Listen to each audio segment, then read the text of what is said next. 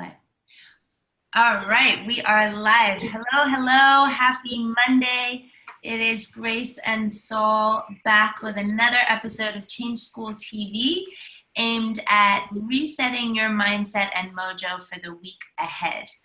All right, so if you missed us last week, we had a very special guest, Stephanie Dixon, founder of The Wedge Asia and Green is the New Black, to share her pro tips for tribe building like a boss.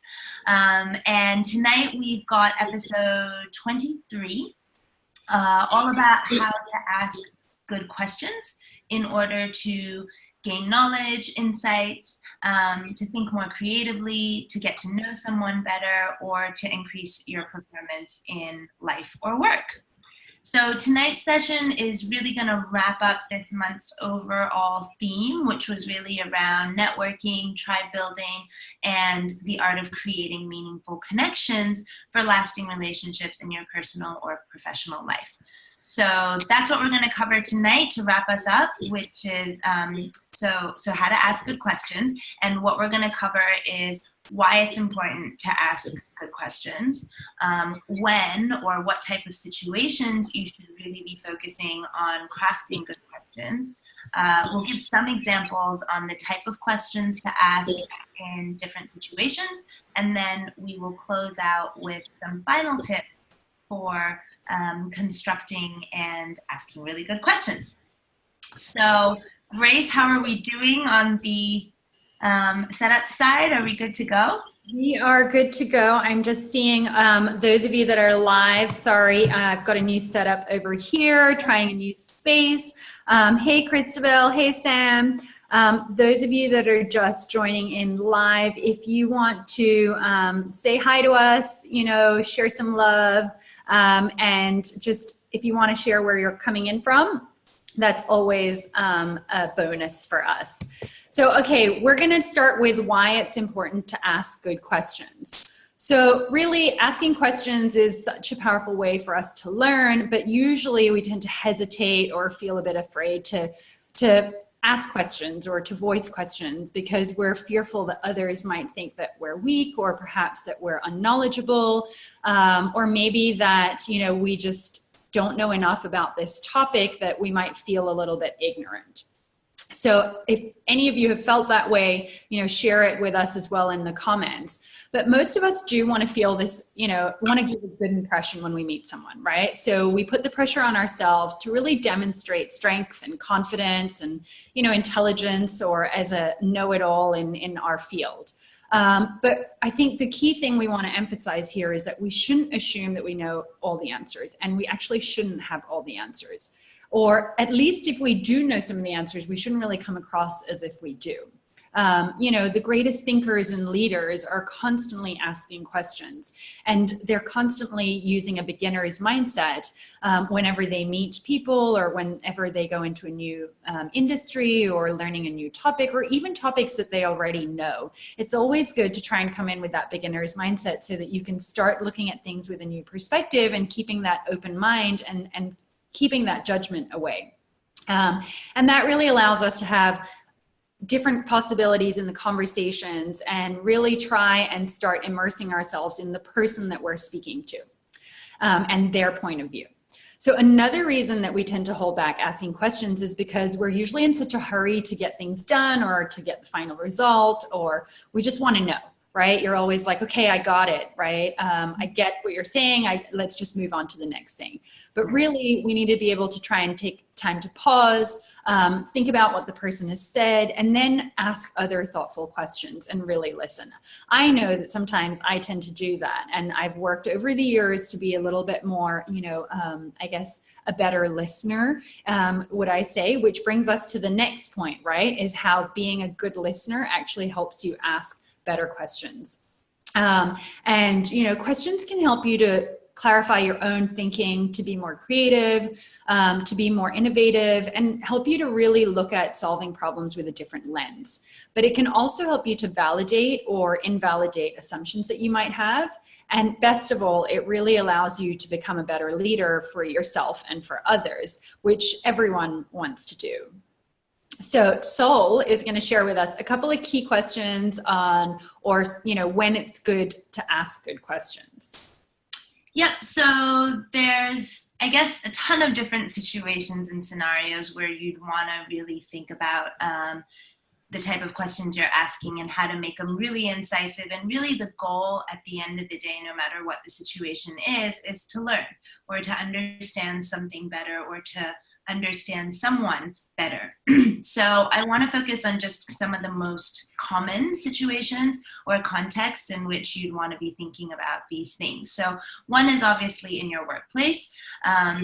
So whether you're just starting a new job or part of an internal WIT meeting, so like a work in progress meeting, or you're speaking with clients, or you're managing a team or leading a team, in any of those situations, asking good questions can really help to, one, understand and find alignment on what expectations are between you and whomever else you're dealing with.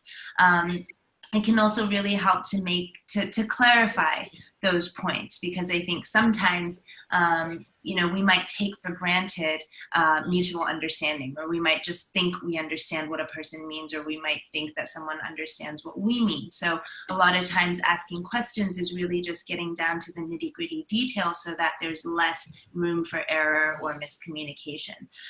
So when we bring these types of practices of asking good questions in the workplace, we're better able to understand the needs and the pain points of your customers or your coworkers or any key stakeholders that you're dealing with. And ultimately, it can really help to enhance your own performance or your team performance by being able to look at challenges and really dissect them and then generate better solutions. So I think asking questions is really, really essential for provoking thinking, for stimulating discussions, and a lot of times through a line of questioning, you can arrive at that aha moment, which is what really enables organizations to innovate and to grow. So I think the key point here is to focus on learning instead of judging, and looking to understand rather than jump to conclusions or move forward based on assumptions. So that's kind of like in a workplace setting. Another scenario may be just in your personal career. So whether you're exploring job opportunities or maybe researching different career trajectories that you're looking at, maybe you're generating or assessing new business ideas, or looking at potential collaborators or partners for different projects. In these situations, similar to the one I just described, when you're able to ask good questions, it's allowing you to gain deeper insights, maybe to an industry or a company or a position that you're looking at. It may allow you to better identify future trends or opportunities that can be leveraged in your own career or in your business. It can be helpful in networking situations, whether you're wanting to build up your professional contacts or just meet new people and make more meaningful connections with them. And again, if it's collaborative projects, it's about the understanding, the alignment, and building on those areas that will allow you to create mutual value. And I guess another example with your career is like if you're looking for a mentor, or if you're looking to connect with somebody in an industry that you're interested in and maybe like picking their brain for insights, then it's really, really helpful to think in advance a little bit, like what are those questions that you want to ask and how can you make the most of those conversations? Okay, so one last example would be in your personal life, because I think it's not always work, work, work. And certainly when it comes to questions, it really like applies to everything. So whether it's with your spouse or your partner or your child or other family members or even your friends, learning to ask really good questions allows you to just develop a deeper bond with those people. It probably would allow you, because you're being a better listener and because you're taking more interest in what's going on in their lives, allow you to be a better spouse or partner or family member or friend. Or parent. And it will allow you to bring empathy to the way you support people that you care about, whether it's through a challenging time that they're faced with or even a positive one. So those are kind of the three main ones. I'm sure there's like hundreds of other scenarios, but those are the three main ones that I think are probably most relevant to most of you watching. And now Grace is going to share some examples of the type of questions you can ask in different situations. Yeah, definitely. So before I do that, I'm just seeing here that there's a couple of questions that have come up. We're going to answer them at the end. You know, if you just hang on until the end, we'll definitely get to them as well. So thanks for that. So we're going to go into what type of questions should you be asking, right? So there's, I guess, three key type of questions that or the type of question really depends on these three key factors, right? So one is your intention, right? What's the purpose of your conversation? When you're thinking about, you know, who you're speaking to or what you're going into the conversation for, then what's the purpose of the conversation and the question? Is it to gain more factual information? Is it just to gain general knowledge around a certain area? Is it to get insider insights to a specific subject? Or are you wanting to get, you know, go deeper in a sense, in a particular topic or that person's an expert in?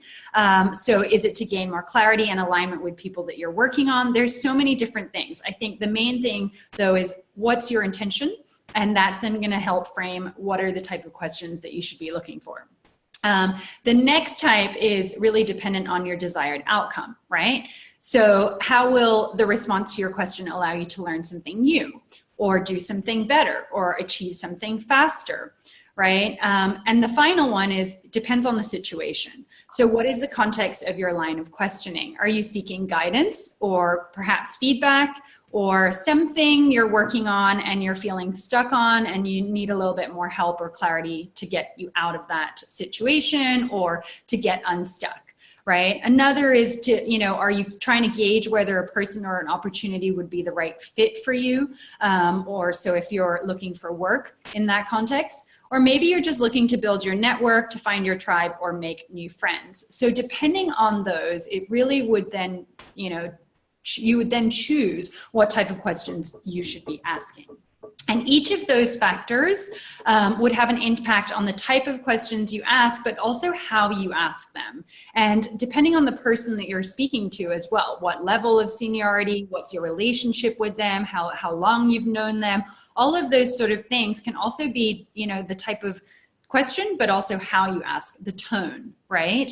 So whatever the case, just try and be specific about your objectives for the conversation, either in your initial outreach, email, or call, or when you start the discussion. You know, so often, I guess Sol and I in our line of work have had so many people sharing emails with us or wanting to pick our brains or, you know, having specific questions around different topics. And it always helps if they can give us an idea of what their desired outcome is, what their situation, and perhaps a little bit more background on, you know, what they need help with most and why these questions are being asked. Don't you agree, Sol? Yeah, absolutely. It would help us. It would help us help you better.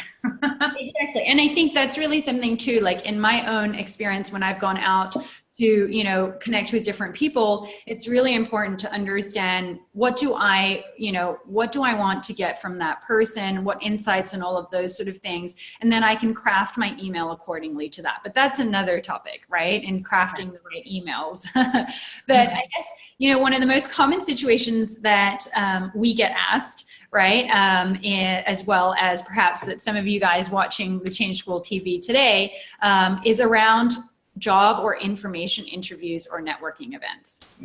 So for a prospective employer, the questions you ask also are a reflection of who you are, your personalities, your interests, your preferences. And so we're going to go deeper into what type of questions you should ask if you are in this work context, right? If you're in a job interview or a networking event, these questions are really going to help give you, I guess, an idea or you can even use them. And we do have a tip sheet or a cheat sheet that you can have, which has a ton more questions out there from a curated list of different resources. And they're adapted. Some of them are adapted from like the University of Buffalo's School of Management webpage. There's a bunch of different things out there as well that we're going to share. So if you haven't downloaded yet, you can download it on the link that we've just shared. But some of the questions I want to share is if you're trying to find out what work is like. So if you're looking for a new job or a new career and you're in an interview, you know, some of the questions you could ask to find out what work is like is, could you describe a normal day at work, right? Maybe this is someone that's working in that company that you've reached out to, or maybe it's even at the interview, right? But another is, what are some of the key skills that have enabled you to succeed in your role or position? So if you found someone that's in a position that you're really wanting to, you know, build towards your career, then perhaps that's the type of question you would ask. Another is, what skills do you consider to be essential for success in this role or in this position? You know, how many hours do you work in a typical week? Another is, how much autonomy do you have in terms of how you work and what you focus on? So those are just some ideas to really understand what work is like, or when you're speaking to someone in a job interview or that has a position or a role that you would like to be in. Another is to get a better, and the next set of questions is around understanding the state of an industry, right? So what changes do you see in this industry? Or what are some of the trends that you see in this industry? Where do you see it headed, right? Or in your view, are too many or too few people entering this profession? Another could be, you know, who are the most important people in the industry today? And what are some of the good resources or networks you would recommend to keep abreast of latest news, developments, and insights to the industry? So hopefully these questions are going to trigger a little bit of, you know, some ideas for you in how you can ask better questions, but also take some of these questions when you are in these situations. So the other three areas I'm going to share is around money and advancement, skills and experience, and sort of fitting in to the work context, right? So in regards to money and advancement, I'm going to share just a couple of questions here. And what do you think would be a reasonable salary range to expect if I entered this field? What is a long-term potential for professional growth and advancement in this field? If you could start all over again, is there anything you would have done differently? And what is the background of most senior level executives in this field? These questions actually would also help you with some of your research side of things when you're looking for career opportunities or when you're looking to get into the work field, right? So next we'll move into the skills and experience. So, you know, how do most people enter in this profession? Or what do you look for in a new hire? Can you recommend any courses I should take before proceeding further with my job search? Or is there what companies or industries would you suggest I target or contact?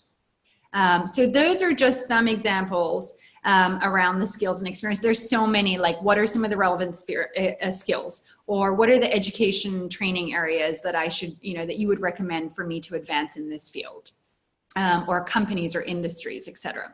The fitting in part is, do you think my background, skills, and experience are a suitable match for this role, for this company, for this profession? You know, do you think my current career objectives are realistic and achievable? What would working at your organization involve? Frequent travel, late night calls, time differences or meetings with overseas clients, overtime, weekend work. You know, there's a variety of questions, and we really, really want you to go and check out our tip sheet where you'll be able to have that on hand. And before you go to any networking event, or before you go into an interview, or before you connect with someone, really just refer to them and use that as a cheat sheet and think of what are the top 3 questions or 4 questions that you really want to ask, that you want to get out, depending on what your intention is, your desired outcome, and also your situation. So I think the main thing we want to emphasize here is there's so many different possibilities about asking questions or asking the right type of questions, but that asking good questions is not just important for job seeking, right? It's also an essential skill for building relationships, especially authentic relationships, right? Both in your personal and professional life, because it's really about understanding the person, hearing their stories, finding connection, and just learning from their experiences. And that's why asking the questions are essential, and asking the right questions are even more essential, but also being able to listen and hear their answer is probably the key to absorbing everything, right? Yeah. So good questions are things that we construct, or constructing good questions are important for our work at the Change School. And we've definitely had our fair share of asking bad questions. A couple of times when we were interviewing people, I think, we didn't have the right questions out there, that afterwards we left being like, we forgot to ask this, or, we should have asked this question in this way instead of this way to get a different answer. So if you're running your own business, or if you're looking to work with different people, think about the questions that you're going to ask. So for us at the Change School, we always have set questions when we're hiring people, when we're connecting with potential collaborators or partners, just to make sure that we're aligned. We jump on a call and we really try to understand where they're at, what we're at, where we're at, what is complementary, what is aligned, but also what allows us to grow and learn from each other. Another is if you're engaging, for us with students, people who are going through career change, right? Prospective students, all of those sort of things. We really need to understand where they are in life so that we can get a better sense of who they are, what they want, and where they want to go. So in all of these situations, the goal is really to understand, for us, their dreams, key objectives, pain points, etc. And in order to find alignment points. And I think that's something that you should also think about when you're going out there and speaking to people, is what are those alignment points, right? But also, where are the areas that you can learn from or learn more from those people that you're speaking to.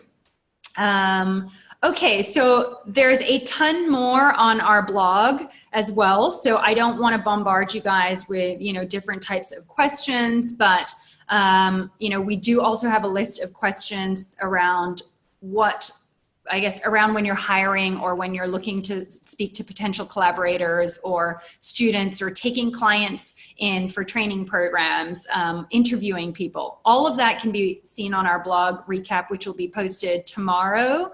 Tomorrow, right? So Tuesday. Yeah. So all of that will be up on our blog tomorrow. And then Sol's going to just share a couple of final tips for asking good questions.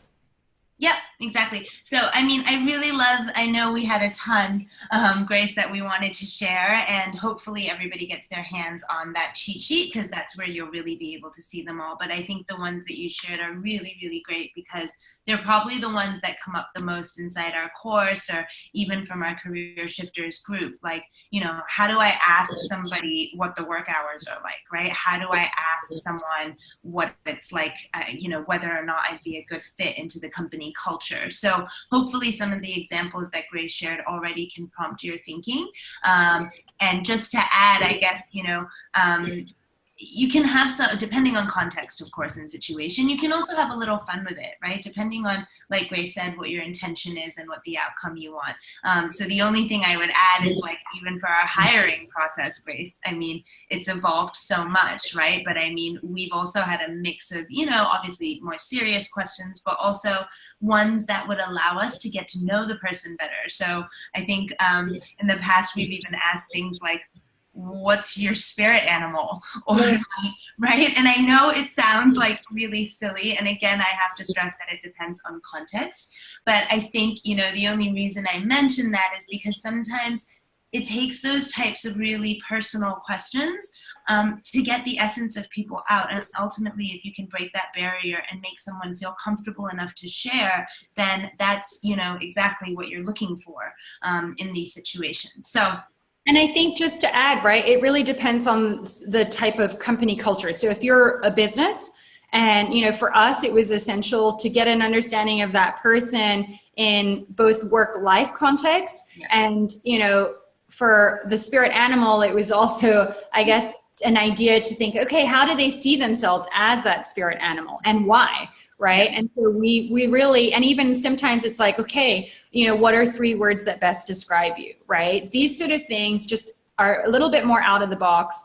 Or what are your weakest points? Right. These sort of things that or if you could have any superpower, what would it be, right? I think those types of questions for us as an organization were really essential because our culture, we want people that we're working with to also be fun and be able to enjoy time with us, not just in a work context, but also outside of the work space, right? Yeah, exactly. So those are just some fun ones I thought I'd share because it's just something that we've played around with as well and evolved over time. So I'm going to share some pro tips, but the one point I just want to say before that, just to give the sort of balance view, like the other side of this thing, is that while it's really, really great and important to ask a lot of questions, you also just need to be cautious. And I think Grace touched on this. It's really more about how you ask than what you ask. I mean, they're both important, but I think the how is something that we often overlook. So sometimes asking a lot of questions might come across as being like overly inquisitive or like intrusive or, excuse me, depending on how you ask, it might even seem like you have an alternative agenda if you're kind of like leading someone to a certain answer. And I think that's something, even for me, as I am constantly trying to get better at, say, interviewing, guests that come on to Change School TV, it's always finding that balance between asking questions that gives them more opportunity to share, but also not like bombarding them. Yeah. So it's hard, and you just have to practice and you get better at it. So that's just a little point, but I want to just quickly run through some pro tips before we wrap up. So one is to really try and ask open-ended questions. So I think, something we've probably said a couple times already, but I want to emphasize is like everybody loves to tell and share stories. And I think sometimes one of the reasons we shy away from asking questions is that we kind of forget that. But if you just take a step back and think about it, like almost everyone loves to talk about themselves. They love to share the experiences that they have, and they love it even more when someone takes a genuine interest. So if you kind of look at it that way, as opposed to, oh my God, here I go, I have to ask these questions and they're going to judge me on my questions, think of it more as a real conversation and making connections. So a little tip that can really help, I think, is simply starting your question with what, how, or why.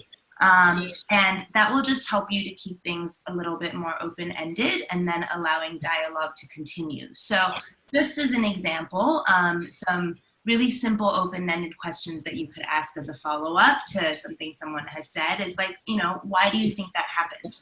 Or what are the reasons you think that this situation or problem arose? How do you think we could avoid it next time? Or what do you think worked? Or what do you think worked really well? Or what do you think could be improved? So I think anything with how, what, and why is always like a safe, good way to ensure that you're asking open-ended question and giving the other person more room to elaborate and share more. So, obviously just by contrast, there's closed-ended questions, and those are the ones that you're usually going to get a yes or no to. And then obviously that just makes the whole thing quite awkward. And then, you're also sitting there going, okay, what do I ask next, right? So asking open-ended questions just helps to let conversation flow better as well. And so, okay, so just a couple examples of what closed-ended questions might be like is like, okay, when did this happen? Right? You're only going to get a short stock answer to that. Or, were you feeling upset?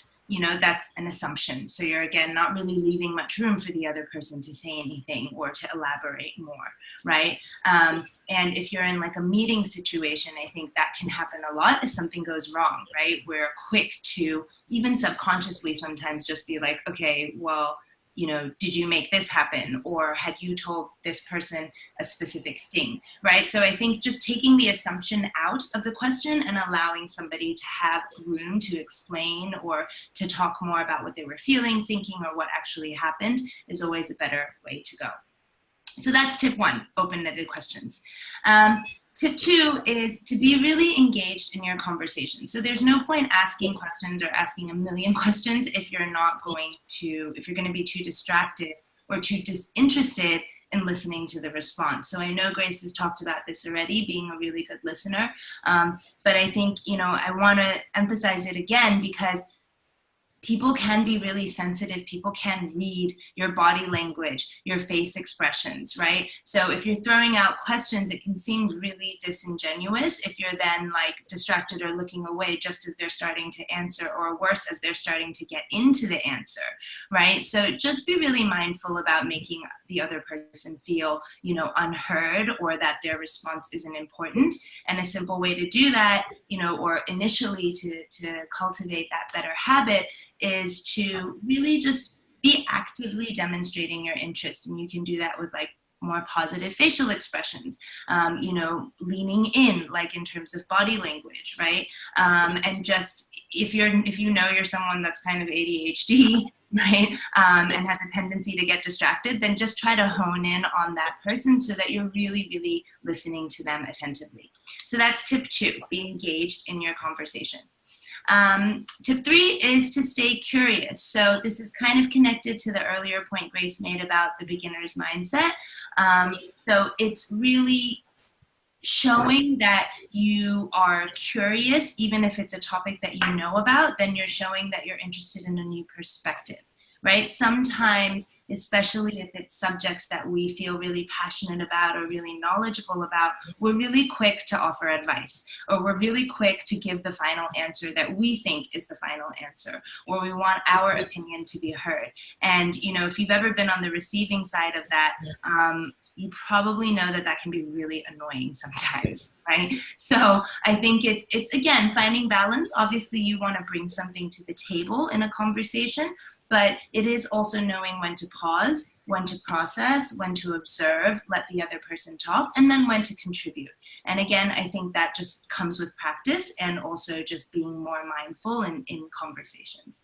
So that's tip 3, stay curious. Tip 4 is dig for the details. So if you think about a time when someone asked you to share a story or more information about a memory or about something that happened to you, you know, it feels really good when somebody stops you and goes, wait, tell me more, or exactly who said that, or can you remind me what happened before that? Because you know that they're really engaged and that they're actually wanting that full picture, and they want to know more, and they want to understand how you felt or how you thought about a certain thing. So I think, you know, it's that reciprocity.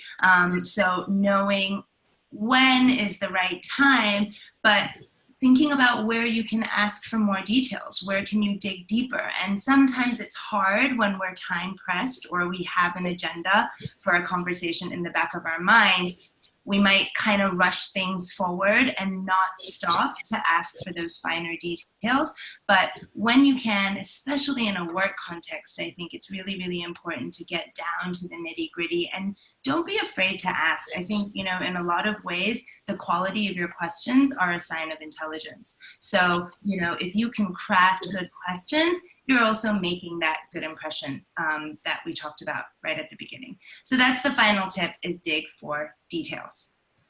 Yeah, and I actually just want to add, because I think being on the other side a lot, where people ask a lot of questions, you know, I think sometimes if you're asking too many questions, it can also feel as if you don't want to give much about yourself.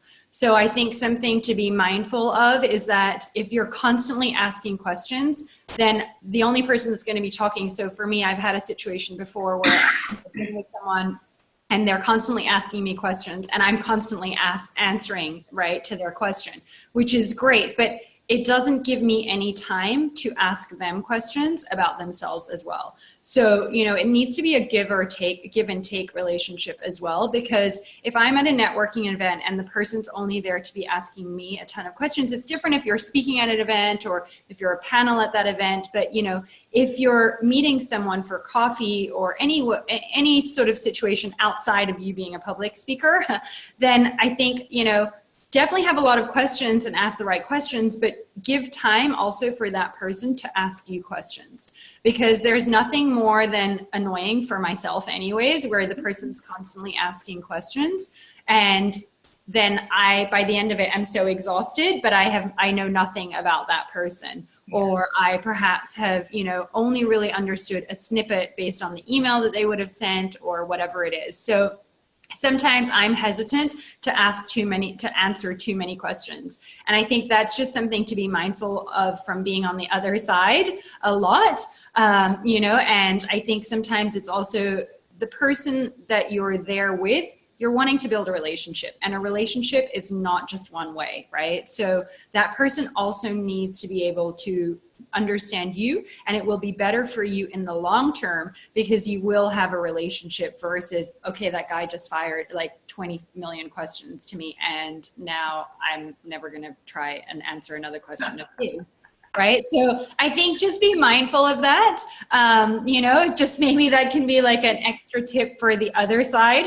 Yeah. Because I know it can be really annoying for some of the people. Okay, so I want to get into these two questions that we had. And hey guys, I see a few of you jumping on now as well. But Sol, I'm going to read the two questions and then we can sort of answer them back to back. So Alan has asked, one, what tips do you have on asking in-depth or sensitive questions to a speaker in a public talk? Do you paraphrase and ask again if you don't get the answer you want, as if the speaker is avoiding it? So that's the first question, and I can repeat them as well. The second question from Alan was, how do you pick the brain of someone who is tired of getting their brain picked? I can answer that a lot, but I think, anyways, we'll start with the first question, right? So tips on asking in-depth or sensitive questions to a speaker in a public talk. Do you paraphrase and ask again if you don't get the answer you want, as if the speaker is avoiding it?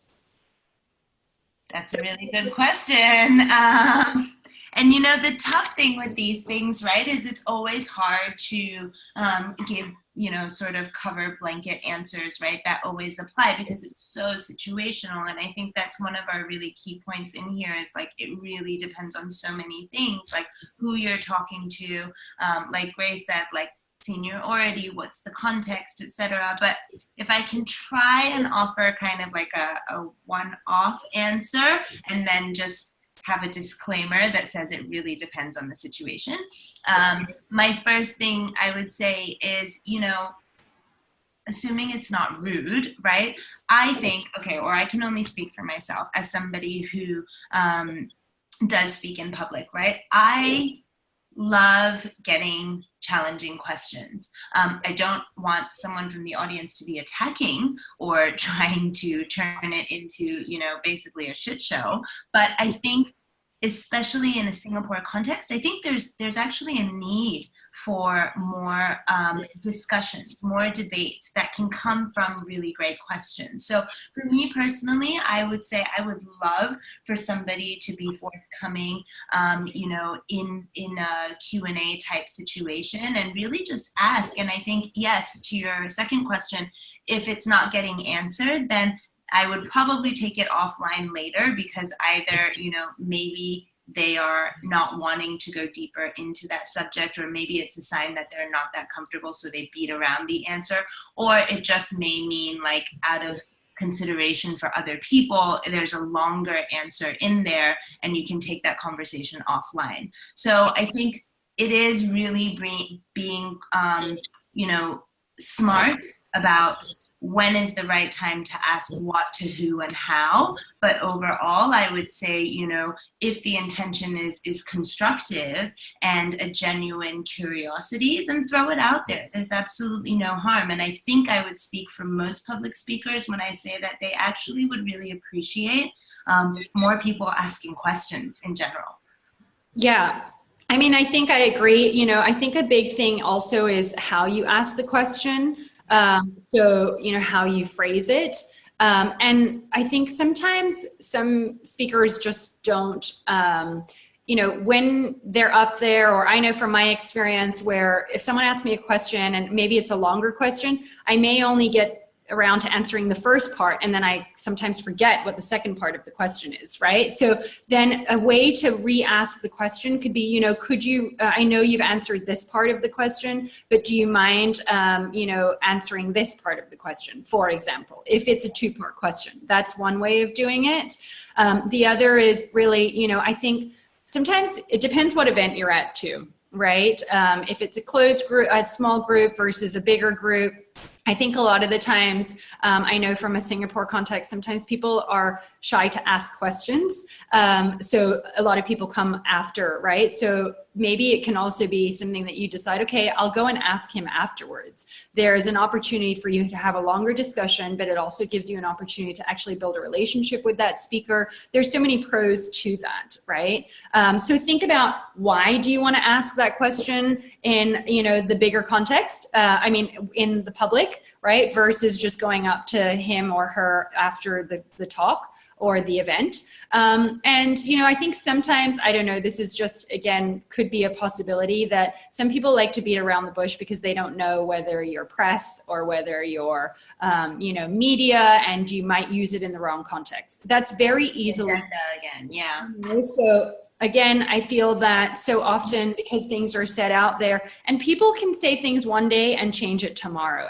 That's the only way that we should be, right? Because we're constantly growing and learning as individuals. But sometimes if you're a speaker and you say something and then it's like held to you, that could be another reason for them shying away with it. It doesn't give them an excuse. I think definitely the more authentic and the more honest you can be about things, the better. But sometimes it's just not the right place or the right time. So hopefully that answered your question, Alan, if you are still here watching us live. Okay, so the next one is, how do you pick the brains of someone who is tired of getting their brains picked? So I can go first, but there was an article that was quite interesting around this topic, and I don't know if you've looked at it or if you've seen it, Alan, and I can share it with you. I would say that for myself, having had lots of people pick my brains, and and I'm more than happy to always help, but I think sometimes it's around also the time. So sometimes what I felt as someone who gets a lot of emails saying, hey, would you mind having coffee, or I'd like to pick your brain, all these other things, they don't always understand my situation or the times that I might be really busy right now, or perhaps I have a family situation, or all these other things. And therefore, I might not be in the mind frame or in the mindset to have my brain picked. It doesn't mean that I'm not responding or all of those sort of things. Sometimes I have months where I'm like, okay, you know what? I'm going to reconnect with everyone, and I'm going to be, meeting with different people, and I'm happy to do that.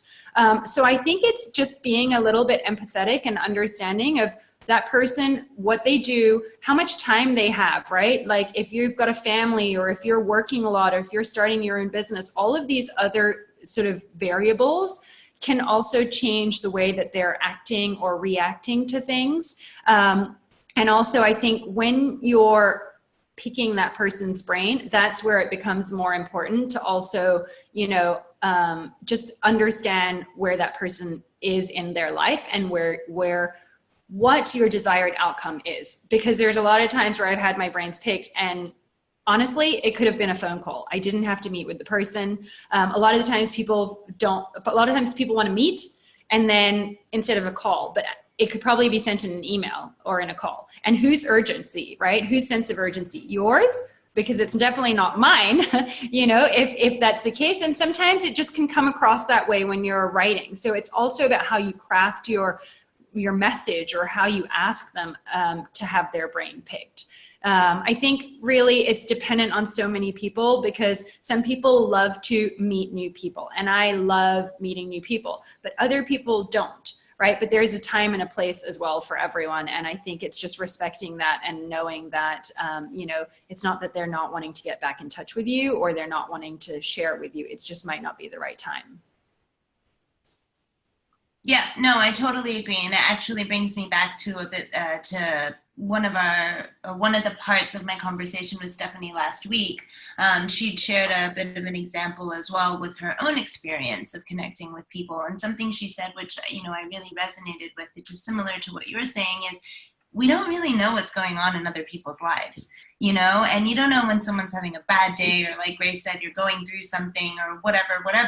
And I think it's really important. I know sometimes when we have these burning questions, especially if we're looking for jobs or we're looking for opportunities, our sense of urgency and our need sometimes becomes so great that we forget to think about the person on the receiving end, you know? And so I think, you know, back to the pro tips I shared for asking questions, it also even applies to pre-asking questions, right? Is to really not assume that somebody's got like all this time in their day. And I think if you're really wanting, especially if you're wanting to brain pick, you know, it's really coming at it with that treading carefully, you know, and really asking, like, would you have some time? You know, what would you prefer? Would a call be easier, or would an email be easier? You know, I think I totally agree. We get a lot of emails sometimes, and people are just like, oh my God, okay, let's meet.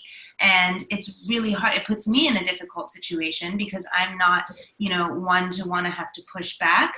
But, you know, the reality of whatever I'm working on or my time constraints may just make it that I end up having to like really think of a way to just be like, can we do a call? And it's not to be rude, but it's like, okay, if it's just general questions, can we not just have a conversation?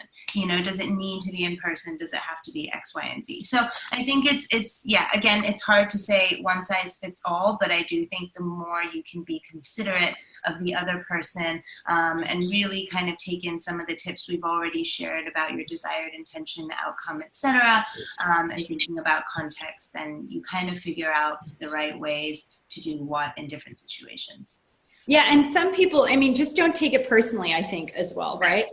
If you get a response straight away, then, you know, send them another email. I mean, not immediately, you know, because I think we live in this world where people expect that you're supposed to respond like within 2 hours, right? And even then 24 hours sometimes, right? But I think it's just be understanding, like Solonia said, and acknowledge and send them another email, but don't send them like an email every day for like 4 days being like, hey, you haven't responded, or then just send them a Facebook message and a WhatsApp and an email and then like call them, right? So, I mean, I have had that happen to me before, and like with all, you know, respect to that person, you know, so I think it also depends on context, right? So if it's looking for a job or whatever, but just be mindful. I think that's really the biggest thing in anything, right? Because we do tend to be a bit selfish when we get to that point and we're like, I need something and I'm going to pick that person's brain, and then you don't understand what's going on in the back end. So hopefully we have helped answer those questions. Alan, if you have more questions, they're definitely good questions. So if you have more questions, just drop them in. But for those of you that are watching or still watching us, I know we've got a few here on. Hey, Letitia. Hey, Jessica, Claire. Okay, so we're going to wrap up tonight's episode. But for those of you that have missed the first part of this episode, don't worry, you can catch it on our YouTube channel, which will be up later on this week. But we do have a super awesome duper list of curated questions or sample questions that are curated from a bunch of different resources or sources that's really going to help you craft more incisive questions for mainly career exploration or job seeking. But even then, you can use that to see how to ask other types of questions. Like there's a lot of potential overlaps. So if you want to get your hands on the tip sheet or cheat sheet, it's up or down on our, I think it's up on our Facebook. I don't know, it's probably up because it did post as we went live. So it's just bit.ly Change School TV 23 download. I know it's always a mouthful, but one day you'll remember, or we will. Otherwise, you can snag it from our blog recap, which will also be up on our site tomorrow. And we've got a couple other things we want to share with you, or just one more thing we want to share with you, right? Yes, so have we set the date? We sure have. We just said it today. Okay, so we, after much deliberation, have finally set our date for the next intake of our Bold Career Move course. So we are, that's happening on May 14th. So if you haven't already, well, heard about it, seen about it, or signed up for it, then head over to bit.ly/bold career. And we are still in early interest sign-up phase. But now that we have our date set, we'll be sharing a lot more on that in the coming weeks on TV, as well as in our newsletters. So if you are signed up there, you'll start to get our newsletters. And of course, you know, Grace and I are here so you can ask lots of questions about it if you have any. But like I said, over the next few weeks, we'll keep reminding you guys and sharing little bits and bobs of information so you can know more about it. And that's really it. So we hope you guys enjoyed tonight's episode. We were really excited about this one because I really think, you know, the question construction stuff is stuff that a lot of people in different situations always struggle with. So hopefully this session was helpful. I know our cheat sheet will be, so definitely try and get your hands on that. And we'll be back next week, same time, same channel, to kick off our April series. And we're trying to bring a bit of a, you know, like connecting theme each month. So next month, we're really going to focus and hone in on fears, the fears and barriers that we all face in different situations in life and work that really hold us back from all that we can be. So as always, we'll look at the mindset, we'll share some how-tos, and we'll also have more stories from our humans of change. So stay tuned for that. And anything else, Grace? No, I think that is it. So yeah, we are on the wait. Sorry, the wait list is up for Bold Career. We've already had, you know, a bunch of people signing up for that, and we do only have limited spaces. But check it out. And yeah, next Monday, 8:30 p.m. Singapore time, GMT +8. If you want to get notified about our Facebook Live, just there should be a little thing on your screen that says get notified when we go live. So definitely click on that. And, you know, with the ever-changing Facebook algorithms, just a little bit of Facebook housekeeping. If you want to get notified about a bunch of things on our page, you just have to go onto our page and click like page if you haven't yet. And if you have, just click on there. There's a little section that says see first, and that'll just allow you to get us our posts more visible on your newsfeed. And if you know anyone that would find this valuable, definitely feel free to share it. You know, the more people that we can help, the better. And that's what Change School TV is all about, really providing, you know, valuable free resources for everyone that is going through a career change. But really, it's life changes, right? We focus on mindsets and tips and inspiration from other speakers. So thanks so much, guys, for watching. It's always great to see you guys on my phone. Yeah, we really enjoyed the questions tonight, and we'll see you guys next Monday. Yeah, have a great week. Thanks, guys. Bye. Bye.